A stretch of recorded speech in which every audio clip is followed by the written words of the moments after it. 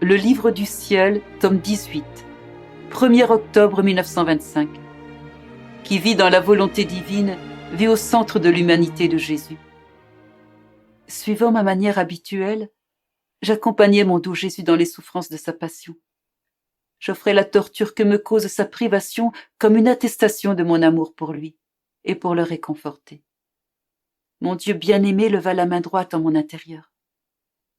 De ses doigts, il laissa couler du sang et de la lumière sur ma pauvre âme si affectée par le tourment de sa privation, au point que Jésus en était ému. Pour me réconforter, il me dit : « Ma fille, courage, ne crains pas. Qui vit dans ma volonté vit au centre de mon humanité. Car au même titre que le soleil se trouve au centre de sa sphère, ma divine volonté se trouve au centre de mon humanité. Et au même titre que sans quitter sa sphère où il trône majestueusement, le soleil répand sa lumière partout sur la terre, ma divine volonté en mon humanité rayonne sur chaque personne et sur chaque endroit sur la terre. Comme l'homme avait rompu son lien avec la divine volonté, il était approprié que, en son nom, mon humanité fasse les premiers pas pour refaire ce lien. C'est ainsi que par sa vie, ses paroles et ses souffrances, mon humanité a ramené l'homme vers son Créateur pour qu'il soit de nouveau conforme à l'ordre pour lequel il avait été créé. Et par le fait que l'âme qui vit dans ma volonté est au centre de mon humanité, tout ce que j'ai fait et souffert est orienté vers cette âme. Si elle est faible, je lui donne de la force. Si elle est souillée, mon sang la lave et l'embellit. Mes prières la soutiennent, mes bras la tiennent fermement et la couvrent du fruit de mes travaux. En somme, tout tourne pour défendre et aider cette âme. Et voilà pourquoi la pensée de mes souffrances est comme naturelle pour toi. Puisque tu vis dans ma volonté, mes souffrances t'entourent comme des nuages de lumière et de grâce. Dans la sphère de mon humanité, ma volonté place mes travaux, mes pas, mes paroles, mon sang, mes blessures, mes peines et tout ce que j'ai fait comme en action pour interpeller l'homme et lui donner l'aide et les moyens nécessaires pour qu'il soit sauvé et revienne dans le sein de ma volonté. Si ma volonté avait interpellé l'homme directement, il aurait eu peur.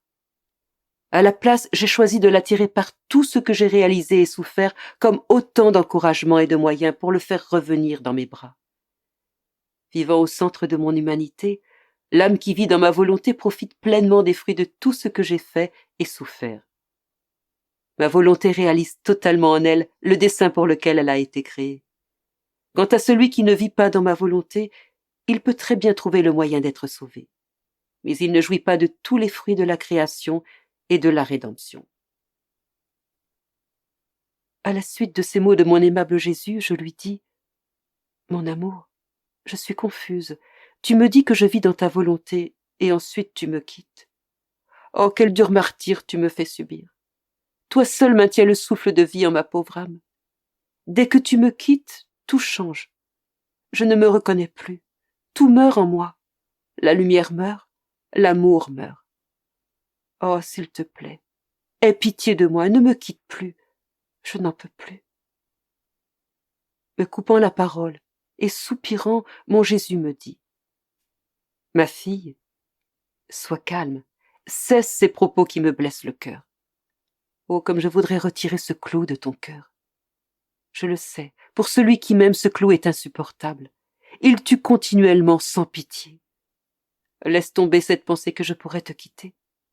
Tu dois te convaincre que je ne te quitte pas, mais que je m'enfonce plus profondément en toi et que je reste silencieux dans le petit navire de ton âme.